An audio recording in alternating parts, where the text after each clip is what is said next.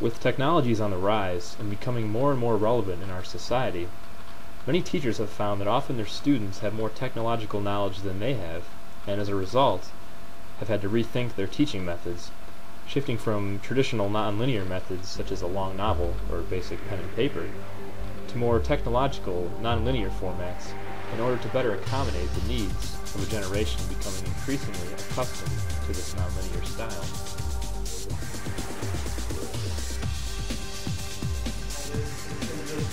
One top problem that I believe is respectful with the incredible work that's done in the 20th century, still being done in the 20th century, on attempts to get the stream of our consciousness down on the page. And that problem is, occasionally it's a little difficult to read stuff.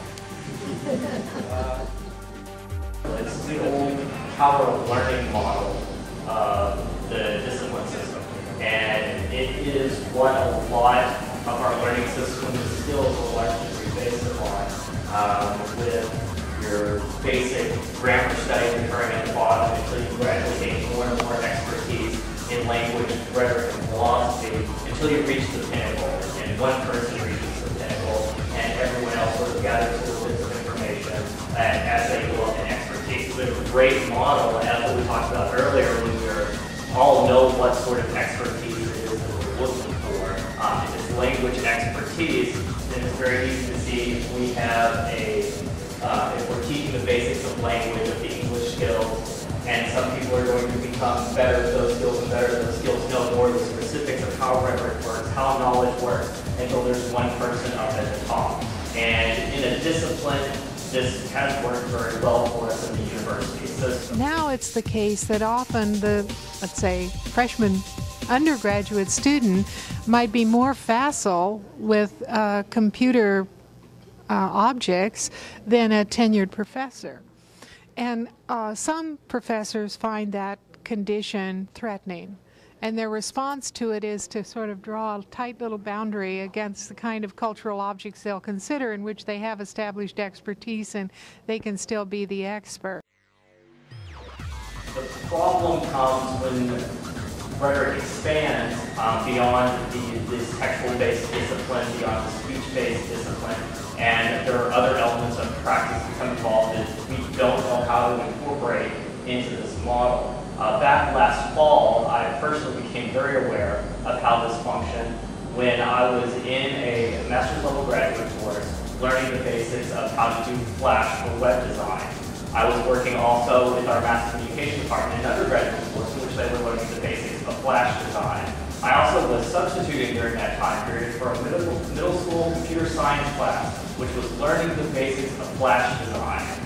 From the master's, undergraduate, and middle school classes were all learning the exact same material. They were largely learning it from exactly the same sources. They were using different books, but those books were all popular press books that were coming off that were teaching the basic technical skills of how to do Flash. It is clear that technologies have brought disruption to the traditional academic system and the professors that stick to traditional methods. But just how have these technologies affected students? And how do they differ from their professors? Deep attention is the mode traditionally cultivated in the humanities, where one focuses on a single object, say a Dickens novel, for a long period of time, wants to exclude all kinds of external stimuli, and has a very high threshold for diversion or boredom. In other words, they don't get bored reading a long Victorian novel. Hyperattention, on the contrary, is characterized by a preference for multiple information streams, a low threshold for boredom, and the ability to switch quickly between different information streams. But I think a younger student from the computer era might not look at the text first, might look at very different things, might focus on the music, might focus on the animation, might focus on the way the words rearrange themselves, and come up with a significantly different reading. With technologies and software programs becoming more and more advanced and integrated into society, How does this impact teachers, and in what way can they utilize these technologies? So being able to critically look at all of these programs and see how they're used is something that needs to be looked at and analyzed. And we need to decide where in our disciplines we need to be able to teach the use of these programs and what sort of rigor we're going to take and look at using in that fashion. As teachers, ideally what we should do is start where the students are.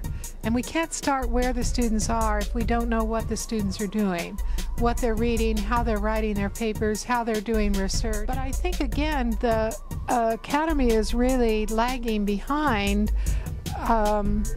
contemporary writing practices, and we need a much better understanding of the environments in which writing is